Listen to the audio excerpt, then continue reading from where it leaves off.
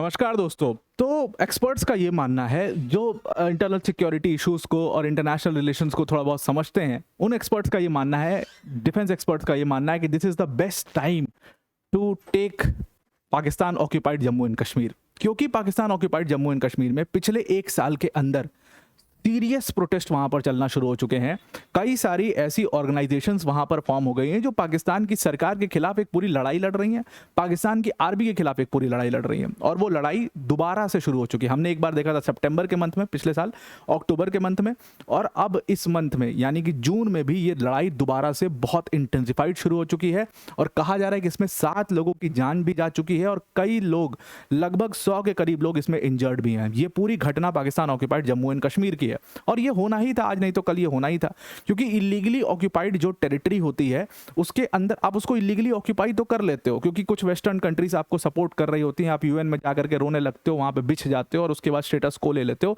लेकिन उसको सुचारू रूप से चलाना, उसमें आप से अपना देश नहीं चल रहा यार, तुम्हारे यहाँ आटे दाल की मतलब मारामारी है, तो तुम वहां पर इस इलीगली ऑक्यूपाइड टेरिटरी को कैसे प्रॉपरली चला पाओगे? जाहिर सी बात है। और ऊपर से इस टेरिटरी को आपने नाम की ऑटोनॉमी दी हुई है, तो जाहिर सी बात है वहां से जो लड़ाई है वो चलेगी और वो पूरी तरीके से अपने इंटेंसिफाइड रूप में चलने लगी है। और पाकिस्तान की सरकार उसको रोकने के लिए, उसको कंटेन करने में बिल्कुल असमर्थ है। अब अगर मैं आपको उंगलियों पे गिनवाऊं तो आधा पाकिस्तान जो है वो इस समय पर पाकिस्तान के खिलाफ एक तरीके से, पाकिस्तान की सरकार के खिलाफ एक तरीके से लड़ाई लड़ रहा है। चाहे आप बलोचिस्तान देख लीजिए, चाहे आप खैबर पख्तूनख्वा देख लीजिए, और अब पाकिस्तान ऑक्यूपाइड जम्मू एंड कश्मीर जो है उसमें भी सेम तरीके से वो लड़ाई पाकिस्तान की सरकार के खिलाफ चल रही है। तो आज फिर से बड़ा कॉल दिया गया यहाँ पर ऑर्गेनाइजेशंस द्वारा कि हम कल एक रीजन वाइड स्ट्राइक रखेंगे।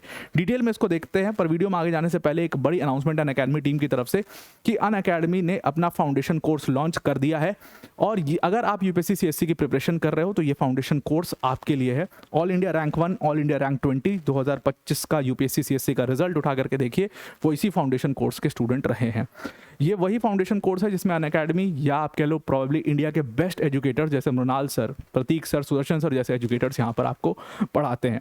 तो 2 तरीके से आप इसको सब्सक्राइब कर सकते हैं। एक अनअकैडमी प्लस आप सब्सक्राइब कर सकते हैं जिसमें आपको 5% का डिस्काउंट मिलेगा और कॉस्ट इसकी पड़ेगी आपको 19,999। इसके अंदर आपको लाइव क्लासेस मिल जाएंगे, हैंडआउट्स मिल जाएंगे, प्रैक्टिस सेशंस मिल जाएंगे।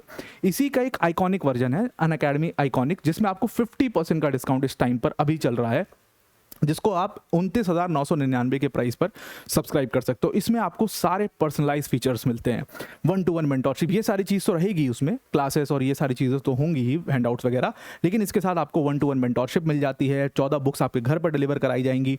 जो प्रीलिम्स और मेंस की टेस्ट सीरीज होगी वो आपके घर पर डिलीवर कराई जाएगी, क्योंकि इवेंचुअली आपको आंसर्स वहाँ पर फिजिकल फॉर्म में ही लिखने हैं, OMR पे फिजिकल फॉर्म में ही मार्क करने हैं, तो उसकी प्रैक्टिस यहाँ पर हो जाती है। तो ये पर्सनलाइज फीचर्स आपको इसके अंदर मिल जाते हैं। और इसमें इस समय पर 50% डिस्काउंट चल रहा है, तो आप ध्यान में आप डिसाइड कर लीजिए आपको 50% डिस्काउंट चाहिए, 5% डिस्काउंट चाहिए।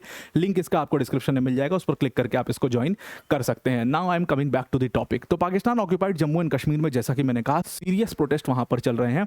ये कुछ तस्वीरें थी इस समय पर, 14,000 से ज्यादा पर्सनल्स इस समय पर वहां पर लगाया गया, क्योंकि इस पूरे रीजन के अंदर पाकिस्तान की सरकार इलेक्शंस कराने वाली है। इलेक्शन जुलाई में होने वाले हैं और इन्हीं इलेक्शंस के खिलाफ ये लोग प्रोटेस्ट कर रहे हैं कि हम नहीं चाहते कि ये इलेक्शंस हों। और अगर वो इलेक्शंस नहीं चाहते, उसके पीछे का सिंपल सा रीजन है, क्योंकि उनको पता है कि इस इलेक्शन के बाद पाकिस्तान की सरकार कोशिश करेगी कि पूरी तरीके से पाकिस्तान ऑक्यूपाइड जम्मू एंड कश्मीर का कंट्रोल ले ले।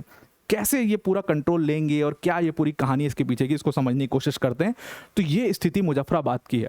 तो वहां पर सीरियस प्रोटेस्ट चल रहे हैं और उसमें कम से कम 7 लोग जो है, प्रोटेस्टर साइड से 7 लोगों की जान भी जा चुकी है। और पाकिस्तान वहां पर हमेशा बल का प्रयोग करता है उसको रोकने के लिए, और कई लोग उसमें मारे जाते हैं, बल्कि दूसरे साइड से, मतलब पाकिस्तान की आर्मी के साइड से भी लोग मारे जाते हैं। ये तो 7 लोग उसमें मारे गए प्रोटेस्टर साइड से और 63 लोग उसमें सीरियस रूप से यहाँ पर इंजर्ड हैं। अब देखिए, इन लोगों ने अपना एक कमिटी बनाई है जिसको जॉइंट आर्मी एक्शन कमिटी कहते हैं, जैक। हालांकि ये प्रोस्क्राइब्ड है under the various anti terrorism laws in Pakistan. इसको टेररिस्ट घटनाओं के लिए या टेररिस्ट एक्टिविटीज़ के लिए उन लोगों ने बैन भी कर रखा है, लेकिन अभी भी ये पूरी बाकायदे सुचारू रूप से वहाँ पर चलती है, अपनी एजिटेशंस करते हैं, अपने प्रोटेस्ट करते हैं। और इन्हीं लोगों ने ये पूरा प्रोटेस्ट अपने फ्लैग के अंडर शुरू किया है। अगर आप सितंबर वाला प्रोटेस्ट देखोगे तो उसमें भी इनका हाथ था, जैक का हाथ था, और उसके साथ कुछ और ऑर्गेनाइजेशंस हैं वो भी उसमें सपोर्ट कर रहे थे। तो भले ही ये लोग को बैन कर दो या इनको टेररिस्ट बोल दो, कुछ भी बोल दो, लेकिन ये लोग अपने एजिटेशन और प्रोटेस्ट आज भी पाकिस्तान ऑक्यूपाइड जम्मू एंड कश्मीर में बहुत, और क्योंकि इनके पास बहुत लोग हैं, क्योंकि ये वहाँ के इश्यूज सुनते हैं, वहाँ के लोगों के इश्यूज को एड्रेस करते हैं, इसलिए लोग जो है वो इनके साथ आकर के जुड़ जाते हैं और बड़ा प्रोटेस्ट ये लोग करते हैं। वो चीज़ अब पाकिस्तान में होने लग गई है और पाकिस्तान की सरकार बिल्कुल नतमस्तक है।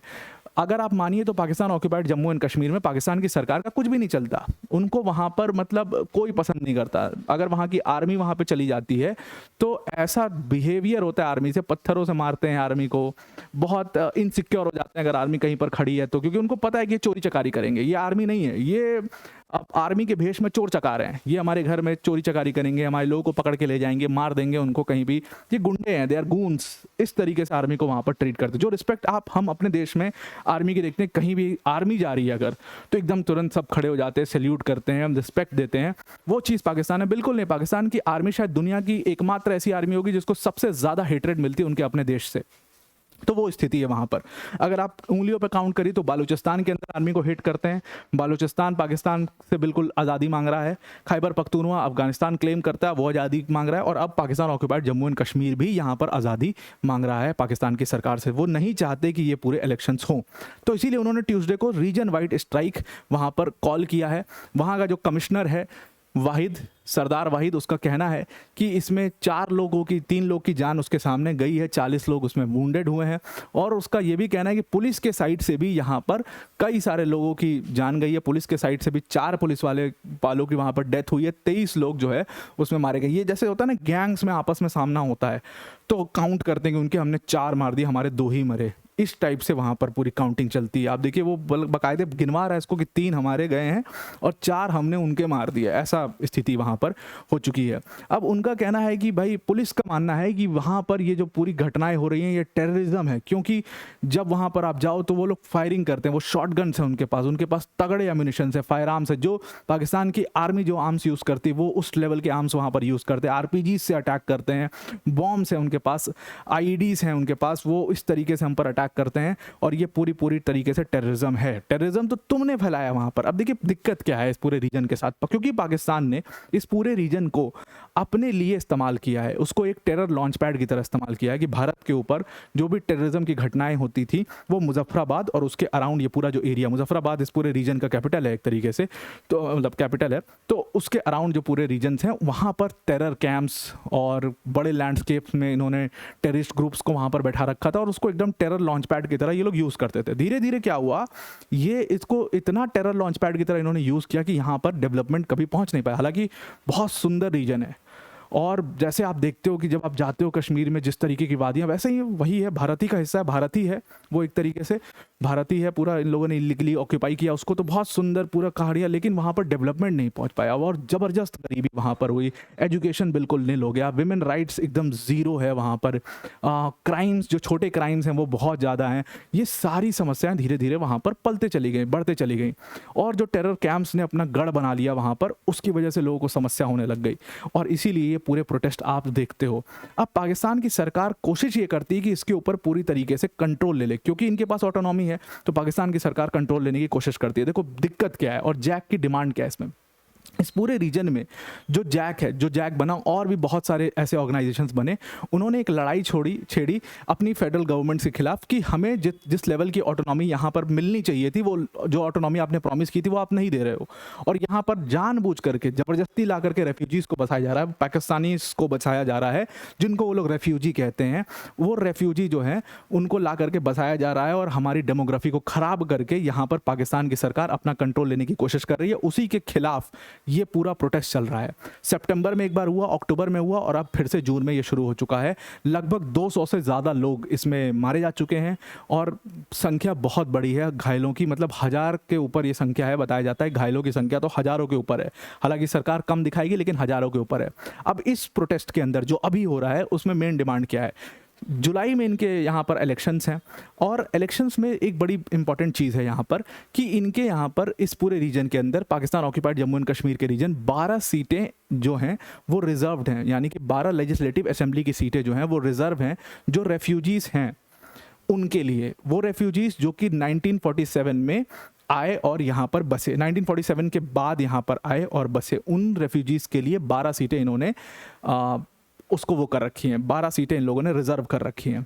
अब इससे प्रॉब्लम क्या है, ये 12 सीटें पूरा इलेक्शन इधर से उधर कर देती हैं।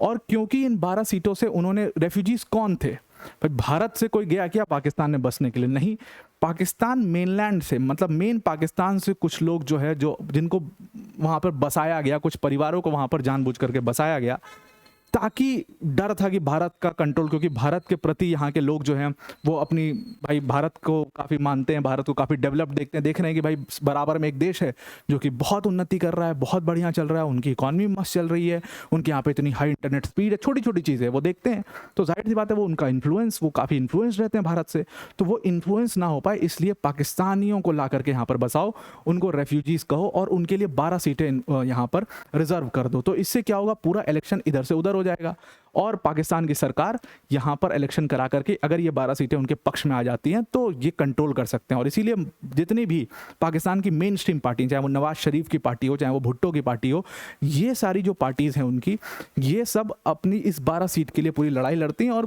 जीत भी जाती हैं और उससे वो पूरे उस रीजन को कंट्रोल कर लेती हैं। अब जैक की ये डिमांड है कि 12 सीटों को अबॉलिश किया जाए, क्योंकि पाकिस्तान की पार्टीज़ हमारे इस पूरे रीजन का कंट्रोल लेना चाहती है, हमारी ऑटोनॉमी ख़त्म करना चाहती है, इसीलिए ये पूरा प्रोटेस्ट हो रहा है। उन्होंने कहा कि जब तक हमारी डिमांड्स नहीं मानी जाएंगी तब तक कल यानी कि ट्यूसडे को पूरा रीजन वाइड स्ट्राइक रहेगा और कोई भी अपने नॉमिनेशंस फाइल नहीं करेगा, क्योंकि नॉमिनेशंस जो है वो फाइल होने वाले हैं जुलाई 27 के इलेक्शंस के लिए। कोई भी अपने नॉमिनेशंस फाइल नहीं करेगा। पाकिस्तान की सरकार पहले भी जितने इलेक्शंस उन्होंने करवाए इस पूरे रीजन में, हमेशा वायलेंस की यहाँ पर हिस्ट्री रही है, खूब दबा करके यहाँ पर वायलेंस होता है। 14,000 से ज़्यादा पर्सनल्स यहाँ पर इनको लगाने पड़े और वायलेंस ऑलरेडी फर्स्ट डे पर ही शुरू हो चुका है। अब पूरे इंटरनेट शटडाउन कर दिए गए। मुजफ्फराबाद की वो तस्वीर जो मैंने आपको सबसे पहले दिखाई थी, जहाँ पर पूरी गाड़ियाँ और पुलिस पर्सनल लगाए गए हैं, क्योंकि कैपिटल है, तो वहाँ पर पूरी लगाई गई। इंटरनेट कंप्लीटली इस पूरे रीजन में शटडाउन कर दिया गया है जब तक कि नॉमिनेशंस नहीं हो जाते, जब तक कि इलेक्शंस नहीं हो जाते हैं। पाकिस्तान की सरकार जो है वो अपने पुलिस पर्सनल्स, अपने आर्मी पर्सनल्स को वहीं पर स्टेशन रखेगी और ये प्रोटेस्ट लगातार बढ़ते चला जा रहा है। पाकिस्तान की सरकार उसको कंटेन करने में बिल्कुल नाकामयाब हो रही है। आई होप आपको पूरा आर्टिकल समझ में आ गया होगा। आज के लिए इतना ही। Thank you and have a nice day.